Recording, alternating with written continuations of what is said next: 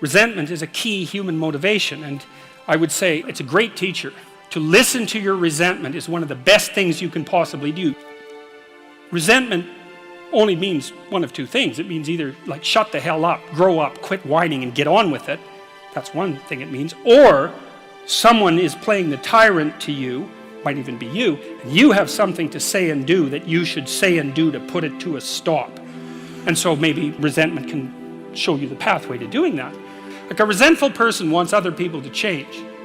And if you're resentful, then your motivations aren't trustworthy. In fact, they're very, very dark. And what should you do instead? How do you treat your own resentment? I would say, well, Solzhenitsyn, who I'm a great admirer of Solzhenitsyn, his book, The Gulag Archipelago, was one of the things that brought down the Soviet Union. And he said that one man who stopped lying could bring down a tyranny. And, he said that with some authority.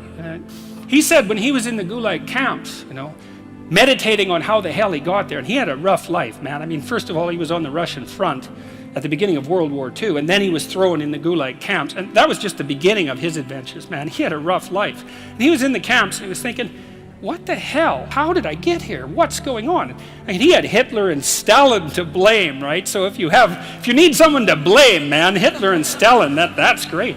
But that isn't what he did. He said he meditated for a while once he realized that he might have something to do with, in some strange way, with the way things turned out for him. And he said he went over his life with a fine-tooth comb in his memory. He thought, okay, where did I go wrong? But by my own judgment, when there was a path in front of me, when did I take the path that I knew I shouldn't take? Because you all know that, right? Sometimes you don't know if what you're doing is good or if it's bad. It's just ignorance. You just don't know. But sometimes you bloody well know, and you do the thing you know you shouldn't do anyways. That happens a lot. And why do you do that? Spite is part of it, stupidity. There's all sorts of reasons, but you certainly know you do it. Solzhenitsyn thought, okay, well, what would happen if I took responsibility for where I am in this concentration camp, and then I went over my whole life and tried to figure out all the things I did that were wrong by my own estimation that increased the probability that I would get here, and then what would happen if I tried to set them all right now in the present? And that's why he wrote the Gulag Archipelago. And one of the consequences of that, as I said, was it sped the dissolution of the Soviet Empire. So, hey, that's not bad, eh? Like, you make a real confession, you really repent, you do your penance, which is writing this book, and you completely change the geopolitical landscape of the world. It's like, and that's worth thinking about, because it's not only Solzhenitsyn who did that. Nelson Mandela did something quite similar. It's not so impossible. And so the idea that what you should do if you're feeling resentful about the nature of being or suffering too much for your own life, let's say, is straighten the damn thing out. Like, seriously, try it for a year even. Try it for a week. Try not doing the things you know you shouldn't do. Try not saying the things you know to be false. And just watch what happens. You might as well give it a shot, right? Because you say, well, I'm all in for a year. I'm going to do things right.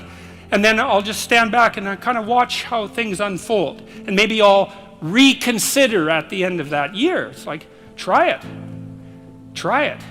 I mean, I would say I've had thousands of letters now from people who are saying, hey, I tried that, and hey, it worked. I read this great line in a T.S. Eliot play called The Cocktail Party. And in it, this woman comes up to a psychiatrist and she says, I'm having a really rough time of it. I'm suffering badly. My life is not going well. And then she says, I hope that there's something wrong with me. And the psychiatrist says, well, what the hell do you mean by that? And she says, well, here's how I look at it. There's either something wrong with the world, and I'm just in it, and that's how it is. And then, what am I going to do about that? Because it's the whole world. Or maybe I could be fortunate, and there's something wrong with me that's causing all this unnecessary suffering. And if I could just set it right. I could learn, and I could set it right. And so, I've been thinking about that for a very long time. And I think, well, if your life isn't going the way it is, you can find someone else to blame, which is pretty convenient for you and also relatively easy. Or you could think, okay, I don't like life. I don't like the way my life is unfolding. Maybe I don't like life in general because it's tragic and tainted with evil. How do I know if my judgment is accurate? And the question is, well, have I really done everything I possibly could to set my life straight? Because maybe I shouldn't be judging it its quality, or the quality of life itself, or being itself for that matter, if I haven't done everything I possibly could to set my life straight? Well, so there's a task. The humility element is, it took me a long time to understand why there's religious injunctions supporting humility, to even understand what the word really meant in that sort of technical sense. And it means something like this. It means what you don't know is more important than what you know. Then what you don't know can start to be your friend, you see. People are very defensive about what they know. But the thing is, you don't know enough. And you can tell you don't know enough because your life is not what it could be, and neither is the life of the people around you. You just don't know enough.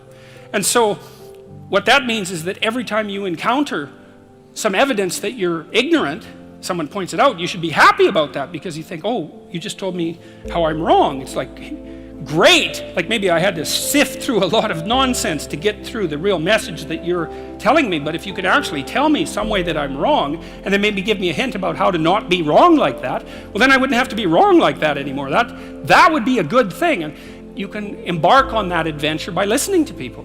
And if you listen to people, they'll tell you amazing things if you listen to them. And many of those things are little tools that you can put in your toolkit, like Batman, and then you can go out into the world and use those tools, and you don't have to fall blindly into a pit quite as often. And so the humility element is, well, do you want to be right, or do you want to be learning? And it's deeper than that. It's, do you want to be the tyrannical king who's already got everything figured out? Or do you want to be the continually transforming hero, or fool for that matter, who's getting better all the time? And that's actually a choice, you know. It's a deep choice, and it's better to be the self-transforming fool who's humble enough to make friends with what he or she doesn't know, and to listen when people talk. And listening is a transformative exercise. Like if you listen to the people in your life, for example, if you actually listen to them, they'll tell you what's wrong with them and how to fix it and what they want. They can't even help it if you start listening, because people are so shocked if you actually listen to them that they tell you all sorts of things that they might not have even intended to, things they don't even know. And then you can work with that. And the other thing that's so interesting, you know, now and then you have a meaningful conversation, right? You have a good conversation with somebody, you walk away and you think, geez, you know, we really connected, and I know more than I did when I came away from that conversation. And during the conversation, you're really engrossed in it. And that feeling of being engrossed is a feeling of meaning, and the feeling of meaning is engendered because you're having a transformative conversation. So your brain produces that feeling of meaning for you. It says, oh yeah, this is exactly where you should be right here and now. It's the right place and time for you. And that's a great place to occupy. And so a good conversation where people are listening has exactly that nature. And the reason it has that nature is because it is in fact transformative. It's one of the truisms of clinical psychology. Like if you're a clinical psychologist, a huge part of what you do is just listen to people. It's like, you know, they come in, they're unhappy, and they'd rather not be, something like that. You say, well, why do you think you might be unhappy? And they don't know. They have some ideas, and they may have to ramble around for like a year before they figure out why they're unhappy. They get rid of a bunch of reasons why they thought they were unhappy that are untrue, and then you kind of get to the heart of the problem. And then you might ask them, well, if you could have what you wanted so that your life would be okay, what would that look like? Then they have to ramble around a bunch about that because they don't really know. But the listening will straighten them out, because people think by talking. And in order to think, you have to have someone to listen, because it's very hard to think. Hardly anyone can think.